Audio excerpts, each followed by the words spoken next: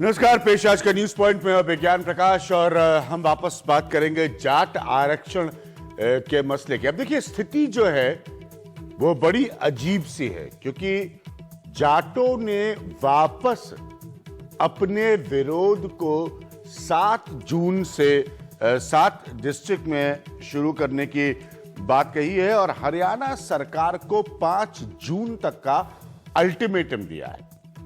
अब ये इसलिए मैं कह रहा हूं कि बड़ी दिक्कत का मसला है, क्योंकि हरियाणा सरकार ने जो रास्ता निकाला था उस पर रोक पंजाब और हरियाणा के हाई कोर्ट ने लगाई है। आरक्षण पर रोक जो थी उससे जुड़े आदेश पर वो हाई कोर्ट ने लगाई है पंजाब और हरियाणा के। तो इसीलिए ये बड़ा अजीब सी स्थिति है, क्योंकि फिर ये प्रश्न उठेगा कि क्या ये 5 जून से होने वाला एजिटेशन ये अदालत के फैसले के खिलाफ है या हरियाणा में जो पॉलिटिकल एस्टैब्लिशमेंट की सरकार है, यानी कि खट्टर साहब की जो सरकार है, उसके खिलाफ है। तो अब ये समझना बहुत जरूरी है। लेकिन इन सबके बीच में मैं कुछ अपने बुनियादी पॉइंट्स आपके सामने रख रहा हूं और इसको बिल्कुल मद्देनजर रखिएगा, इसको ध्यान से समझिएगा। मेरा पहला पॉइंट है कि जाट आरक्षण का मुद्दा सामाजिक से ज्यादा क्या राजनीतिक है। मैं चाहूंगा, मैं जानता हूं आप लोगों की बहुत राय है इस मसले पर, मुझे जरूर भेजिएगा ट्विटर और फेसबुक दोनों पर। मेरा पहला पॉइंट है, जाट आरक्षण का मुद्दा सामाजिक से ज्यादा क्या राजनीतिक है। मेरा दूसरा पॉइंट है, सरकार ने पिछले आंदोलन में भड़की हिंसा से क्या सबक लिया, यानी कि सरकार की एडमिनिस्ट्रेशन की वहां की तैयारी क्या है।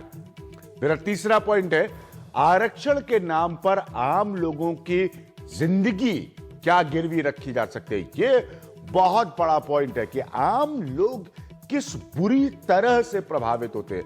मेरा चौथा पॉइंट है, आंदोलन के दौरान हुए नुकसान के लिए कौन जिम्मेदार है, इसकी अकाउंटेबिलिटी जो है वो किसकी होगी। तो इसीलिए मैं कह रहा हूं, थोड़ा सा इसको समझिए। आज की स्थिति में जो आंदोलन होना है 5 जून से, वो सरकार के खिलाफ होना है, लेकिन हकीकत यह है कि सरकार के आरक्षण के आदेश पर कोर्ट ने रोक लगा दी है। तो इसलिए बहुत अजीब सी स्थिति यह बनेगी सरकार के लिए भी अपने आप को एक्सप्लेन करने की, समझाने की। सबसे पहले ये रिपोर्ट देखिए। 5 जून से जाटों का धरना चालू होगा, लेकिन सोनीपत में मूनक नहर पर पहरा अभी से बैठा दिया गया है।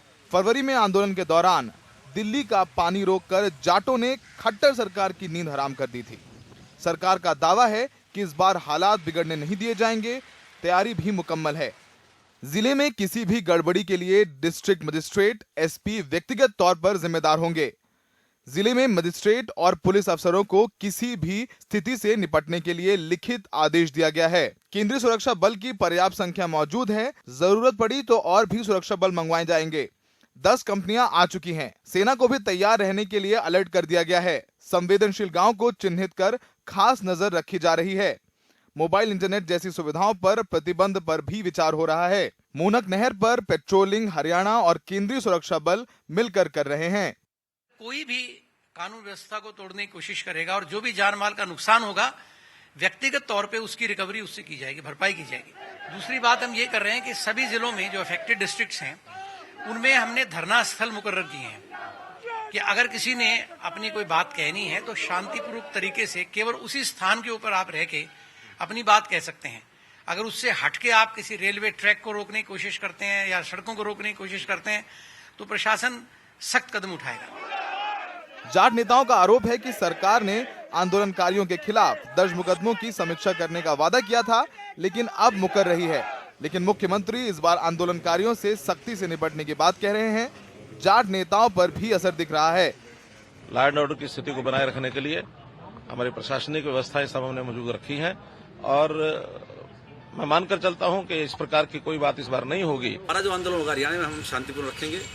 परसों डीसी साहब ने हमसे बात की थी, हमने ये कहा था कि मैं पहले भी उधर उग्र फैलाना चाहते थे, आगे फैलाएंगे। हम शांति प्रिय आदमी और शांति से आंदोलन करेंगे। आंदोलन को कमजोर करने के लिए खट्टर सरकार पुलिस का डर दिखाने के साथ साथ कूटनीति का भी इस्तेमाल कर रही है। हवा सिंह सांगवान, गुड पहले ही खुद को आंदोलन से अलग कर चुका है। सरकार खाप पंचायतों पर भी दबाव बना रही है। कोशिश आंदोलन का आह्वान करने वाले यशपाल मलिक गुट को बाहरी बताकर अलग थलग करने की है।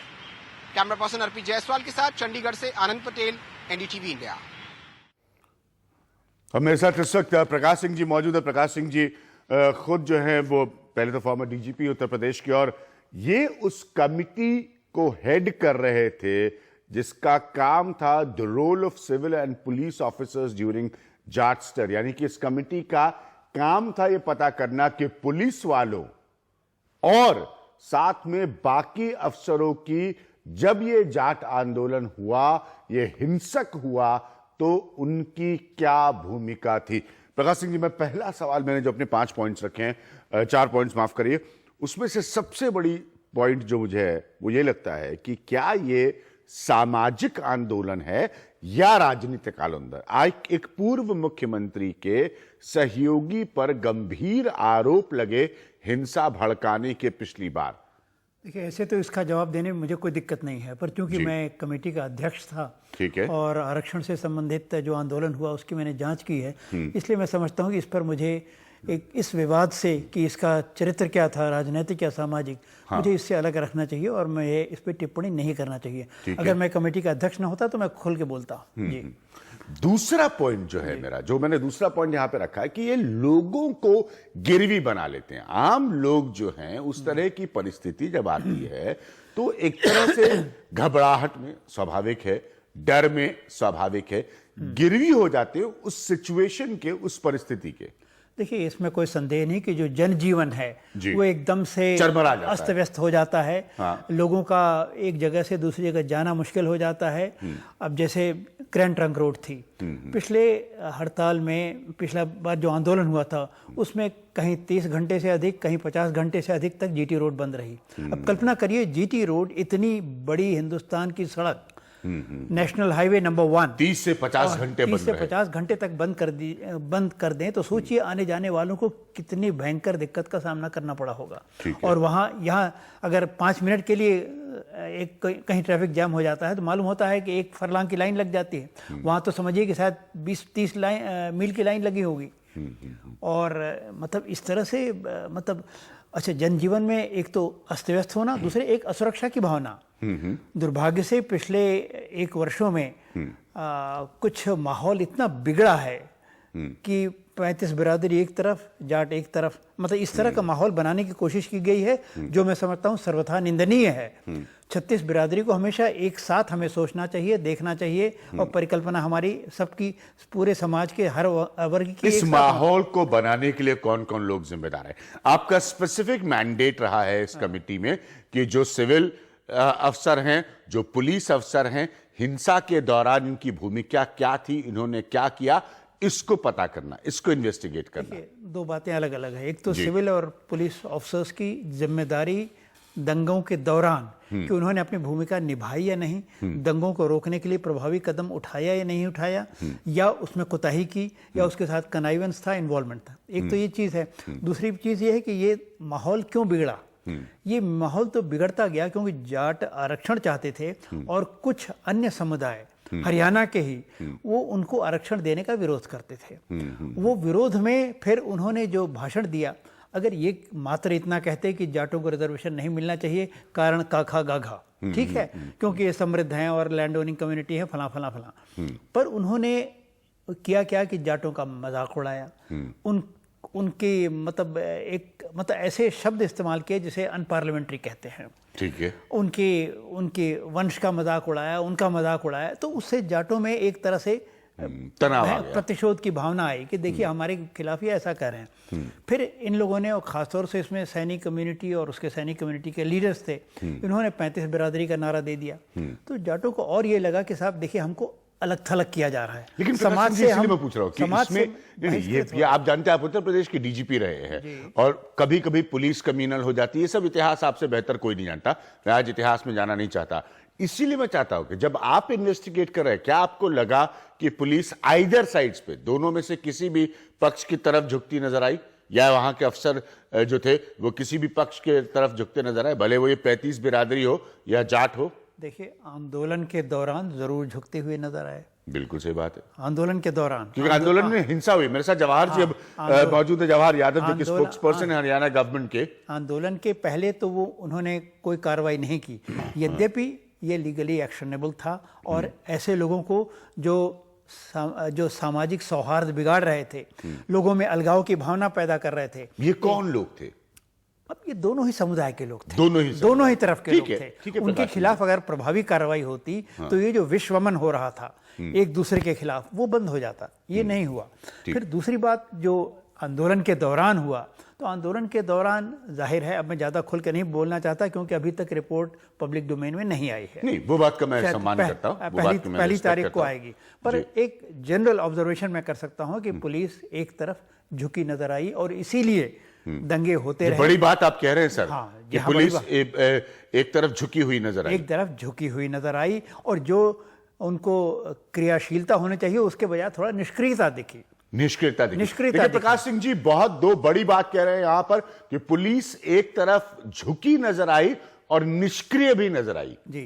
कर्मठता के बजाय निष्क्रियता नजर आई दिखी। और मतलब आमतौर पे वहां के जो वरिष्ठ अधिकारी, सीनियर आईएएस और आईपीएस अधिकारी जो प्रभावित जनपदों में भेजे गए, उनका ये कहना था कि हम जनपदों का दौरा किए तो हमें थानों के थानाध्यक्ष अपने फोर्स के साथ कहीं पेट्रोलिंग करते दिखे ही नहीं।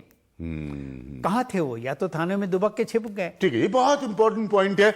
मैं दीपक, हमारे आउटपुट एडिटर, से रिक्वेस्ट करूंगा कि प्रकाश सिंह जी के इस अंश को निकाल कर रखें। ये बहुत इंपॉर्टेंट है।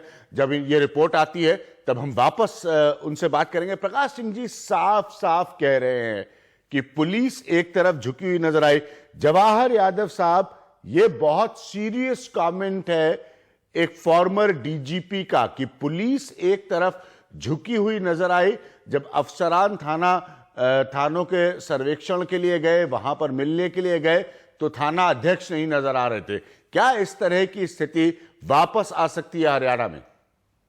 देखिए, एक तो जो प्रकाश साहब ने कहा, मैं उस मत से आज सहमत नहीं हूं, क्योंकि आज वो जो दस्तावेज प्रकाश जी ने दिया है वो एक गोपनीय दस्तावेज है और वो पब्लिक डोमेन में नहीं आया। उसमें क्या लिखा है वो मैं, जब वो पब्लिक डोमेन में आएगी, जब वो मेरे जैसे लोगों तक वो पहुंचेगी, उसके बाद इस पर टिप्पणी करना चाहूंगा कि प्रकाश जी जो कह रहे हैं वो ठीक है या गलत है। ये अब उनका निजी मत मानूंगा। जवाहर जी, प्रकाश जी ने साफ साफ ये भी कहा कि वो उसको डिटेल नहीं करना चाहते क्योंकि वो सार्वजनिक अभी नहीं कर सकते, लेकिन उन्होंने अपना ऑब्जर्वेशन बताया कि उसमें उनका नहीं, एक मिनट समझिए, उनकी बात की स्पिरिट को समझिए। उन्होंने भी कतई ये नहीं कहा कि मैं आपको यहां बैठ के कार्यक्रम में वो सार्वजनिक करने के लिए आया दस्तावेज। वो ये कह रहे हैं कि स्पिरिट जिसमें वो कह रहे हैं, जो स्थिति थी उसमें वो कह रहे हैं कि पुलिस का झुकाव नजर आया।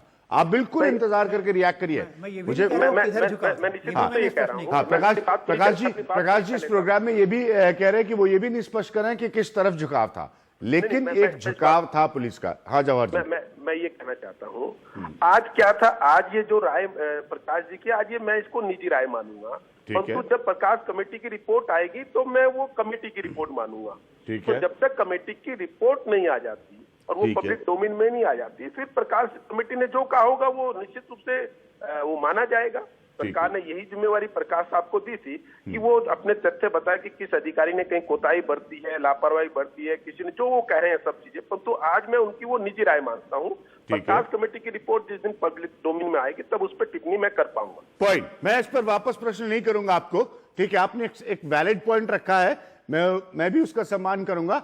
जब प्रकाश सिंह कमेटी की रिपोर्ट सार्वजनिक हो, हम वापस ये कार्यक्रम कर सकते, आप टिप्पणी करिए। मेरा दूसरा पॉइंट है कि 5 जून से इस आंदोलन को वापस करने के लिए जाट कह रहे हैं वहां पर।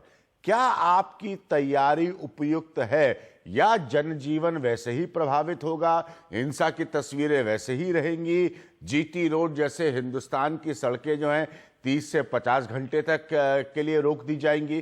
क्या इन सब का रेपिटेशन, दोहराना हम देखेंगे?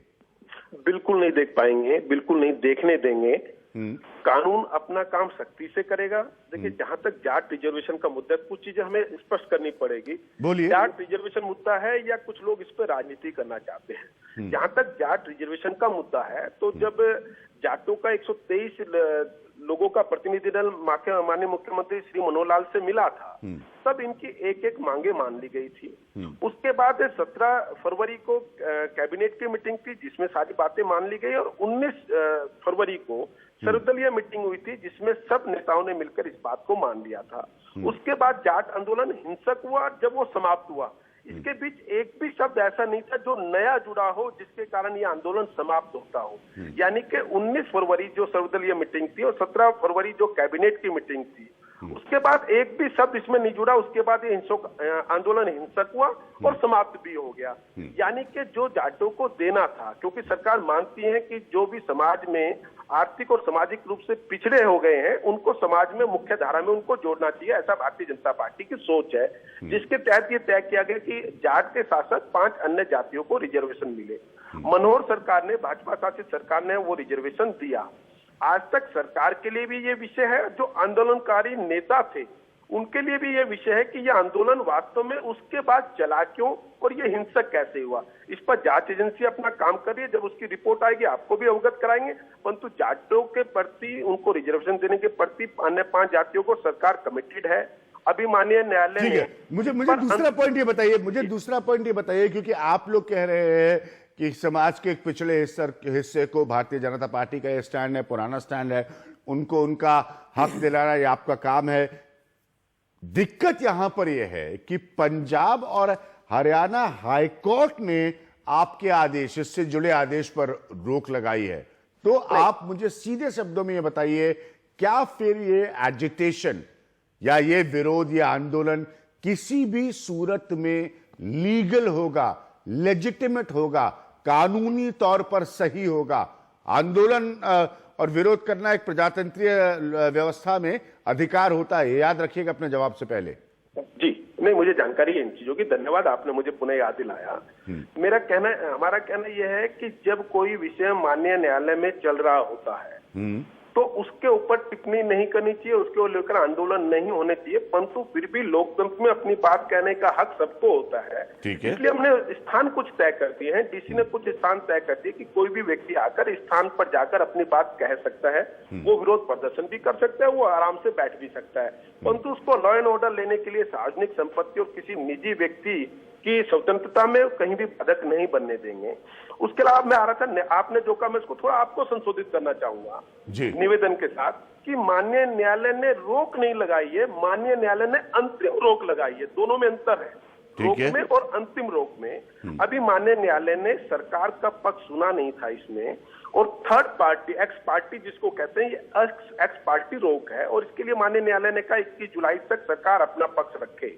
परंतु सरकार तुरंत इस पे अपना पक्ष रखने जा रही है, क्योंकि सरकार मानती है कि रिजर्वेशन मिलना चाहिए। और मैं आपके देखिए चैनल के माध्यम से एक चीज और बताना चाहता हूँ पूरे देश के लोगों को जी, कि जो ये रिजर्वेशन वाला इशू है, इसको हमने पुख्ता करने के लिए पिछली सरकार के मुकाबले इसको मंत्रिमंडल में पास कराया, इसको विधानसभा में पास कराया। और विधानसभा में पास होने के बाद भी लोग पूछते हैं इसका नोटिफिकेशन लेट क्यों हुआ, मई में क्यों हुआ, जबकि 29 मार्च को पास हो गया था। उसमें भी हमने पहले इस रिजर्वेशन को मजबूती प्रदान करने के लिए पिछड़ा आयोग का गठन किया, जो हरियाणा सरकार में पिछड़ा आयोग नहीं था। तो 15 मार्च को हमने पहले पिछड़े आयोग का नोटिफिकेशन जारी किया और 17 मार्च को जाटों के रिजर्वेशन का किया, जिससे इसको कानूनी जमला बनाया जा सके और इस रिजर्वेशन को और मजबूती प्रदान की जा सके, जिससे जो लोग इसके विरोध में माननीय न्यायालय में जाएंगे तो वहां ठहर नहीं पाएंगे। ये सारी व्यवस्था हमने की है कि जाटों के साथ 5 अन्य जातियों को रिजर्वेशन देना हमारी प्राथमिकता है, और ये हम देकर रहेंगे और माननीय न्यायालय में अपना उचित मत माननीय न्यायालय के सामने रखेंगे। ठीक है जवाहर जी, आप बने रहिएगा मेरे साथ। आनंद आ रहे हैं मेरे साथी चंडीगढ़ से। आनंद, मेरा सिंपल सा पॉइंट यहां पर यह है कि जब खुद जवाहर यादव जी कह रहे हैं कि सरकार को अभी अपना पक्ष रखना है इस मामले में, सरकार के आदेश जो सरकार ने दिया था उस पर कोर्ट ने, उनको रोक शब्द से एतराज है लेकिन मैं उसको कहूंगा, तब भी जाट फिर क्यों आरक्षण करना पर विरोध करना चाहते हैं? वो इंतजार क्यों नहीं करना चाहते?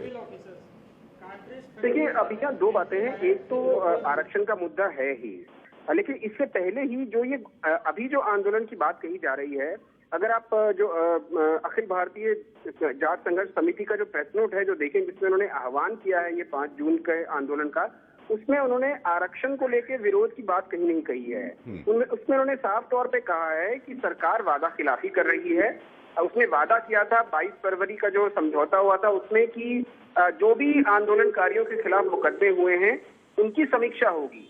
उसके बाद जब जाट आरक्षण संघर्ष समिति के लोगों की मीटिंग हुई थी चंडीगढ़ में चीफ सेक्रेटरी डीजीपी के साथ, तो उसमें भी यही बात सामने आई थी और ये कहा गया था कि गांव लेवल पे कमेटी बनाई जाएगी और उसमें समीक्षा की जाएगी कौन लोग शामिल थे कौन नहीं थे और उसके बाद जिन लोगों पे पर्चे हुए वो पर्चे वापस होंगे। लेकिन ऐसा हुआ नहीं है और यही सबसे ज्यादा विरोध है संघर्ष समिति का कि सरकार ने वादा खिलाफी की। तो आप कह रहे हैं कि 5 जून से, हम समझना चाहते हैं इसको और स्पष्टता से, आप कह रहे हैं 5 जून से पिछले एजिटेशन में जो मुकदमे हुए, जो मसले हुए, उनको लेकर एक दूसरा एजिटेशन हो रहा है, आरक्षण को नहीं।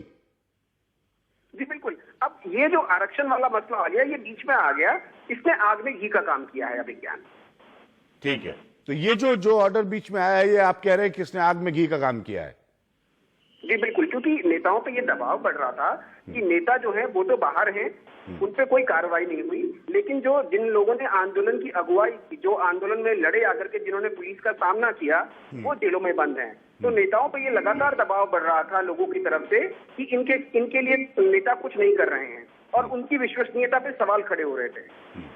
इस वजह से ये फैसला लेना पड़ा आंदोलन का जाट संघर्ष समिति को। आनंद, एक और पॉइंट यहाँ पर प्रकाश सिंह जी मेरे साथ मौजूद है। मैंने अपने पॉइंट्स में आज ये रखा था कि जनजीवन जो है वो इस तरह के माहौल के हाथ में गिरवी रख दिया जाता है उस समय, जितने दिन भी ये चलता है या जितने दिन भी जनजीवन को भय होता है। इस बार भी लोग जानने के बाद कि 5 जून से ऐसा होने वाला है, क्या भय में है या उनको भरोसा है कि प्रशासन इसको टैकल करेगा, इसको आराम से प्रशासन टैकल करेगा? आनंद, हम प्रकाश सिंह जी, ये पॉइंट बहुत इंपॉर्टेंट है कि जब डेट पता चल जाती है लोगों को, अब जैसे आनंद ने कहा कि भाई ये तो इसलिए इस बार एजिटेशन पर उतर रहे हैं कि जो मुकदमे हैं लोगों के ऊपर या जो हुए थे उनके फैसले हों या शुद्ध भाषा में वो वापस ले लिए जाएं, तो एक किस्म का दबाव है। लोग जनता कैसे रिएक्ट करेगी? ये तो आरक्षण का भी फिर मसला नहीं हुआ।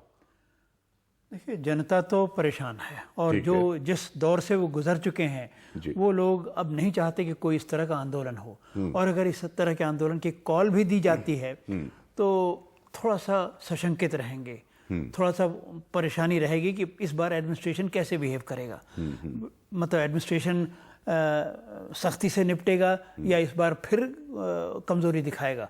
तो इस तरह की आशंकाएं तो जरूर होंगी, और आशंकाएं न केवल साधारण जनजीवन में, मैंने देखा जुडिशरी के लोग भयभीत थे, अपना घर छोड़ के लोग पार्क में रात को सो रहे थे कि घर पे हमारे रात को हमला हो जाए। तो सभी वर्ग के लोग, अब सर्विंग फाइनेंस मिनिस्टर का घर जलाया जा रहा है, आज जलाया जाए फिर कल फिर जलाया जाता है, तो एक असुरक्षा की भावना तो हो ही गई है। और अगर ये लोग कॉल देते हैं तो मुझे ऐसे पूरा विश्वास है कि इस बार प्रशासन बड़ी चुस्ती से काम लेगा और इस तरह की घटनाएं नहीं होने देगा, ऐसा मेरा विश्वास है। नए डीजीपी बने हैं, वो भी सक्षम आदमी हैं और योग्यता से वो नेतृत्व कर रहे हैं, तो ऐसी घटनाएं, तो आपको भरोसा है कि इस बार उस तरह की घटनाएं दोहराई नहीं जाएंगी? देखिए, उस पैमाने पर तो नहीं हो सकती, पर अगर छोटी मोटी भी हुई तो वो भी एक चिंता का विषय है।